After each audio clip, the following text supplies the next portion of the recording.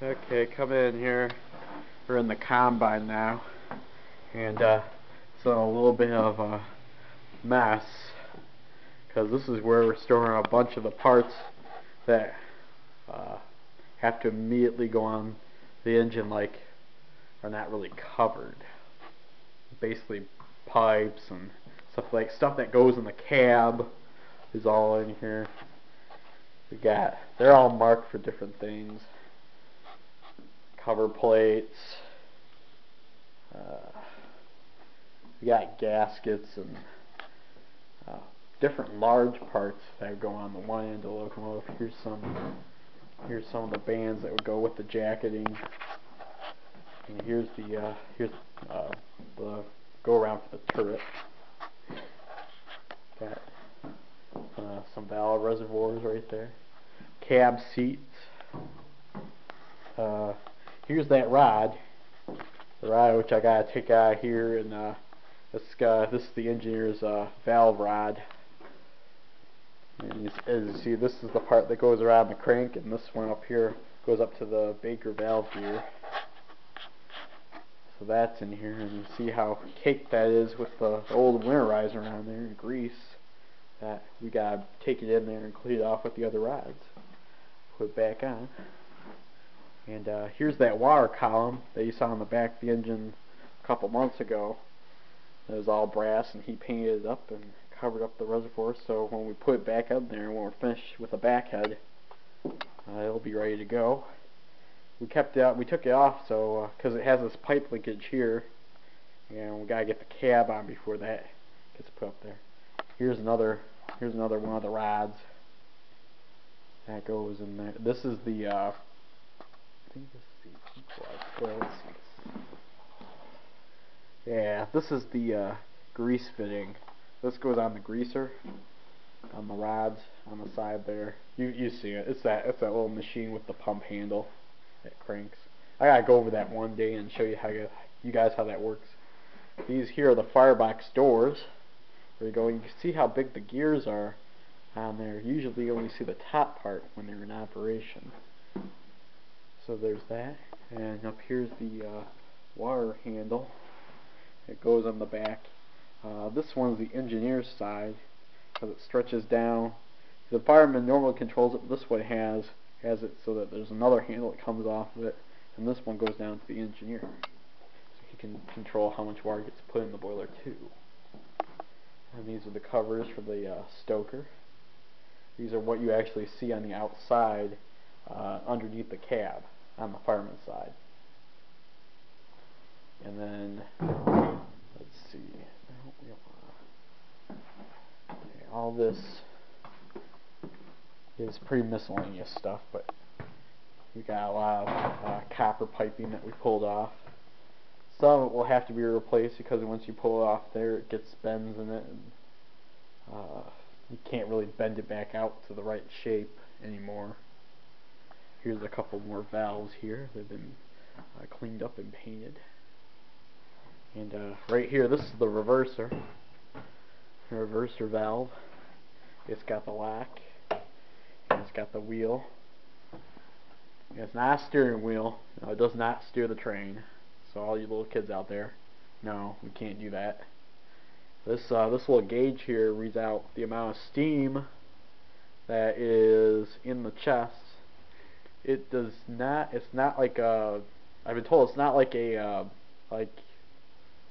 Johnson bar where the different positions in it would be like the gears, kind of like your car, like low gear, high gear. This is just the amount of steam that's controlled by it automatically.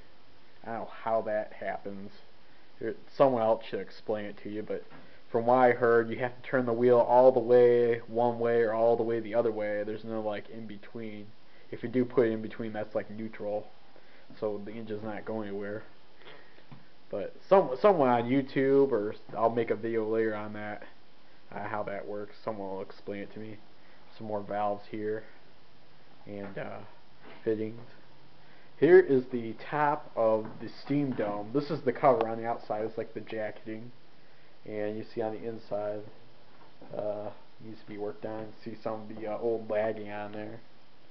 This here is the actual steam cover that goes on the outside, on the top of the actual dome itself. Then this thing, of course, covers it. And you see where all the studs go in these holes here on that.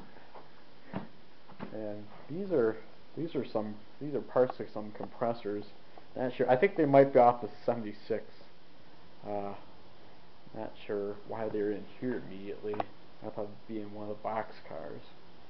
But yeah, over here, the dynamos that go on top, the back of the boiler, by the cab. Those run. There's basically what creates your electricity for your engine.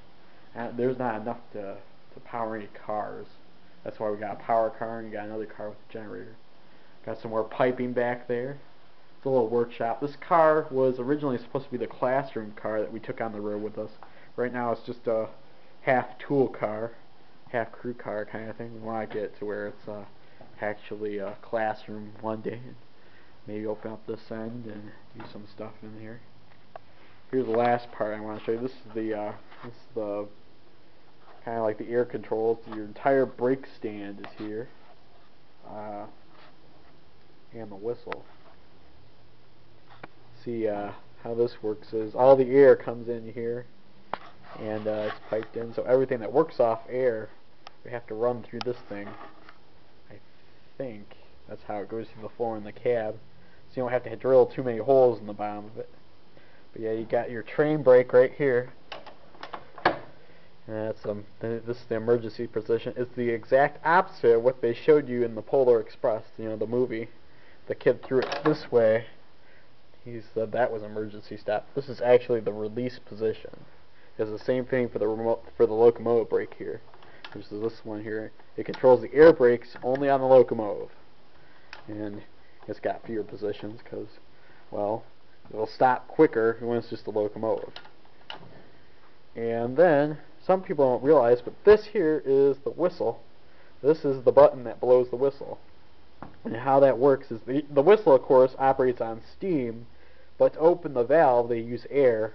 And the air comes through here, and you push down, and this button here, and that's actually what blows the whistle on the locomotive.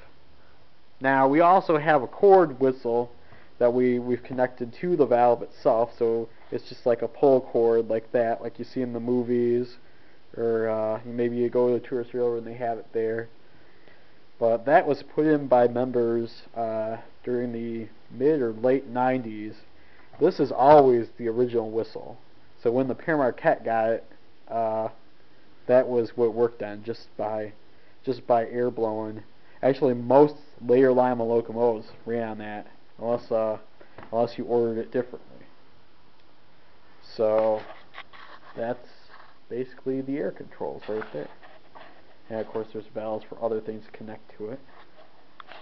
But yeah, I just thought I'd come in here and show you guys all the stuff that we got that's probably going to be back on the locomotive real soon. So I wanted to show you where it all was and like a before picture before it all gets put back on. So it's kind of a mess right now, and we're going to be getting into here and pulling it all apart pretty soon, because once that cab goes on, all this stuff in here will definitely go in, and of course the air controls and stuff. And then we got to put the dome on. We get lagged, and it's looking like this June everything will be in place. We'll do a big steam test, probably pull it on the road. What we need is money. We need your contributions to raise up to $200,000 for it. We've done pretty good so far, over $600,000 within the past 3 years. So I think we're doing pretty good. But we'd like to get where we could raise $100,000, and then we got a benefactor we believe is going to give us another $100,000. So it's up to you to help us. We're applying for some grants that are going to bring a lot of money. Here are these are the superheater tubes. A lot of them have to be rebuilt, so we got them out here. That's why we allowed them to get covered with snow. The tarp wasn't doing very good, but we'll see how many of them work once it gets warmer. But yeah, we'll see how this car goes once we get all the stuff out of there. hopefully it'll become our classroom car and part-time crew car on the road. We can use our old green tool car again, get that redone. So that's some of the work we're getting done here too. I gotta get back to work now, and yeah, go to our website and try and contribute to us, and even better, come out here and give us a visit. It's a little muddy right now, but spring hours are going on, and we'll be open 10 to 5 come Memorial Day. So come on out to SRI, and we're going to be getting some projects done. Maybe you'll see 1225 operating this summer. Okay.